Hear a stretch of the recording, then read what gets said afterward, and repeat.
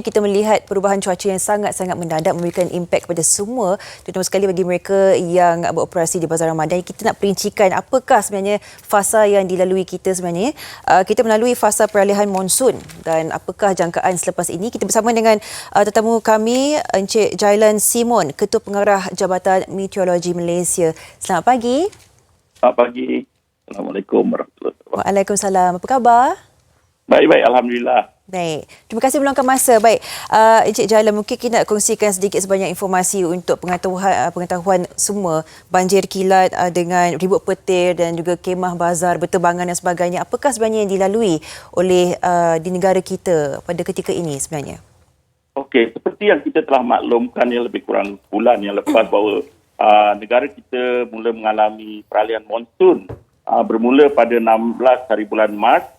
Dan kita jangka hanya akan berakhir pada sekitar pertengahan bulan Mei. Baik. Jadi dalam keadaan peralihan monsun ni, biasanya memang negeri-negeri sebelah pantai barat akan mengalami ribut petir pada sebelah petang.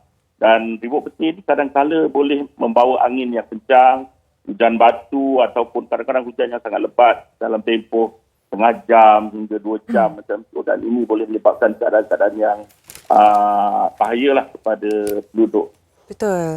Adakah ini tempoh yang masih selamat untuk penduduk berada di kawasan yang terdedah kepada banjir kilat dan sebagainya pada ketika ini berdasarkan pantauan Encik Jailan? Okey, memang keadaan ini berlaku hampir setiap tahun ya. Betul. Dan kita tak boleh nak elak perkara ini sebab ini memang musim dia. Cuma kita perlu lebih berhati-hatilah. Dan bila kita tengok keadaan gelap dan sebagainya, kita kena prepare lah. Jadi bila kita nak pergi Bazar Ramadan ataupun kita nak buka Bazar Ramadan itu, kita kena tengok juga keadaan cuaca ya, macam mana. Kalau kita tengok gelap dan kita jangka ada ramalan cuaca kata ribut petir akan berlaku, kita kena be careful lah. Takut angin yang kuat akan berlaku. Sebab kita tak pasti bila angin kencang itu akan berlaku. Sebab kadang-kadang dia tak ada angin kencang, tapi kadang-kadang dia boleh berlaku angin kencang. Betul. Encik Jailan dah sebutkan fasa peralihan monsun ini akan berlanjutan sehingga ke pertengahan bulan Mei. Jadi kita melihat begitu banyak bazar Ramadan yang didirikan di seluruh Kuala Lumpur khususnya. Jadi bagaimana Encik Jailan melihat situasi ini ialah berdasarkan keselamatan bukan sahaja pengunjung, malah mereka yang bekerja dan mengaturkan premis di sana. Bagaimana Encik Jailan? Kalau ada peruntukan ya, mungkin mereka kena sediakan struktur yang lebih kukuh lah untuk kemah-kemah mereka supaya kalau kena angin ribut tu dia tak terbang. Tapi mungkin ini agak sukar untuk dilakukan. Jadi yang lebih baik adalah mereka bersedia dan memantau keadaan cuaca itu sendiri dan mendengar ramalan-ramalan yang kita keluarkan. Dan kalau kita tengok keadaan, biasanya ribut petir yang kuat ini dia akan berlaku bila kita lihat awan tu gelap belita ya. Jadi ada tanda-tanda dia, bukan tak ada tanda-tanda dia.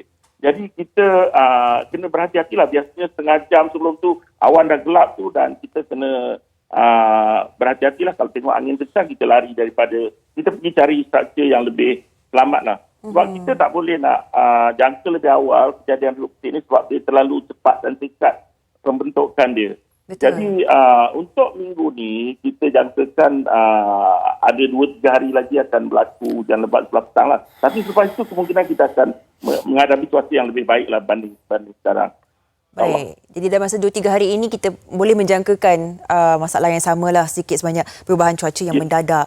Dan sekali lagi Encik Jailan, bagi pengetahuan semualah, antara negeri-negeri yang akan melalui ataupun terkena impak perubahan cuaca fasa peralihan monsun ni, di negeri mana secara spesifiknya? Biasanya negeri-negeri pantai barat, contohnya Johor Barat, di sebelah Selangor, Melaka, Negeri Sembilan, Perak, begitu juga di Kedah dan Perlis ya. Di pantai barat Semenanjung biasanya. Itu yang lebih prone kepada kejadian ribut petir pada sebelah petang ni lah. Jadi memang kebetulan masa tu masa orang buat bazar Ramadan, jadi kita terpaksa berhati-hatilah. Baik, akhir sekali Encik Jailan, apa yang boleh disampaikan satu pesanan bagi semua yang akan bekerja di bahagian outdoor ketika cuaca seperti ini, dan juga mungkin sedikit pesanan untuk keselamatan orang ramai yang menonton pada ketika ini, Encik Jailan? Yang pertama, kita kena peka kepada keadaan cuaca sekitar kita ya. Kalau kita tengok ribut petir dan sebagainya, satu, jangan kita duduk dengan struktur-struktur yang lemah lah ya, macam kemah-kemah, bazar tu agak lemah, biasa kalau kena angin akan terbang. Begitu juga kalau ribut petir ni ada kilat. Jadi kita elakkan daripada duduk di bawah pokok ataupun di tempat-tempat yang open ya, supaya kita tak terkena kilat tu.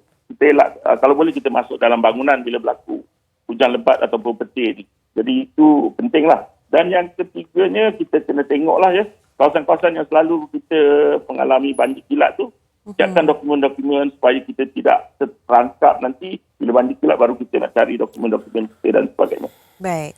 Kita kena pasti antara kawasan-kawasan yang lebih selamatlah sekiranya kita berada di kawasan yang lebih tinggi risikonya kan. Baik, kita ucapkan terima kasih kepada Encik Jailan Simon, Ketua Pengarah Jabatan Meteorologi Malaysia, sudi meluangkan masa dan sedikit sebanyak informasi untuk kita semua. Terima kasih. Terima kasih.